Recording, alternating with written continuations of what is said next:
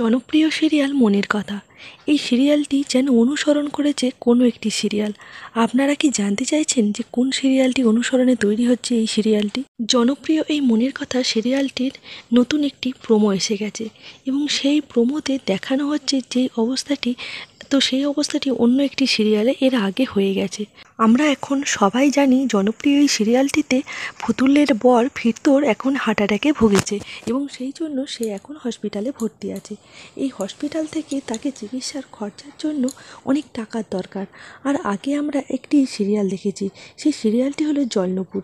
এই জলনপুর সিরিয়ালেও একইভাবে তার স্বামীর শরীর খারাপের জন্য অপরাজিতা আড্ড হারমোনিয়াম নিয়ে রাস্তায় গান করে করে টাকা রোজগার করে এবং তাতে যেই টাকাটি রোজগার হয় তাতে তার স্বামীর চিকিৎসা হয় এবং স্বামী সুস্থ হয়ে ওঠে। এই জনপ্রিয় সিরিয়ালটিতে সেম দেখানো হলো।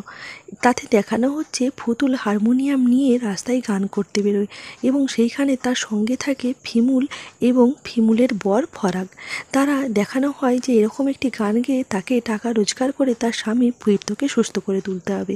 অবিকল সেই রকমই একটি সিরিয়ালের প্রোমো দেখানো হচ্ছে এখন জি বাংলা এই মনের কথা সিরিয়ালটি। আমরা নিশ্চয়ই সবাই টিভি সিরিয়াল দেখি। অনেক দিন আগে হয়ে যাওয়া একটি সিরিয়াল নিয়ে প্রথমেই চর্চা উঠেছিল।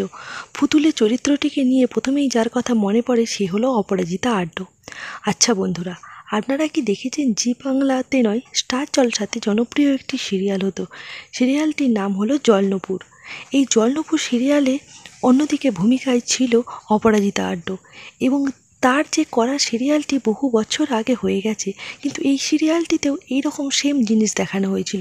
কী জিনিস দেখানো হয়েছিল আসুন আমরা দেখে নিই। এই সিরিয়ালের প্রোমোটি দেখে নেটিজেনদের অনেকের মনেই প্রশ্ন উঠছে, তাহলে কি যতই না করুক সেই সিরিয়ালটির আদলেই তৈরি হচ্ছে এই সিরিয়ালটি? অনেক অংশেই মিলে যাচ্ছে যেন এই দুটি সিরিয়াল হুবহু একইভাবে। তো বন্ধুরা, আপনাদের কি মতামত সেটাও আমাকে লিখে জানাবেন আর এই ভিডিওর প্রোমোটি কেমন লাগলো সেটিও আমাকে অবশ্যই জানাবেন।